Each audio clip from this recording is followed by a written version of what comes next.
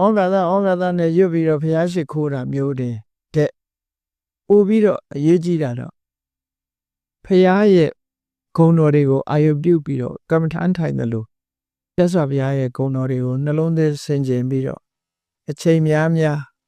ဒီတရားတွေနဲ့မြတ်စွာဘုရားကိုပူဇော်ပါတယ်ဆိုတာလုပ်ပြီးတဲ့အခါမှာကိုလုပ်တဲ့ကုသိုလ်ကောင်းမှုတွေအားလုံးကိုမမြင်ရတဲ့တရားတွေကိုနိဗ္ဗာန်မှာရှိတဲ့အင်းဆောင်တတ်တွေပါတယ်ဒါတွေကိုအမြတ်တမ်းပေးဝေရအဲ့ဒီအမြတ်တမ်းပေးဝေခြင်းအဖြစ်ကိုနဲ့သူတို့နဲ့မိတ်ဆွေဖြစ်သွား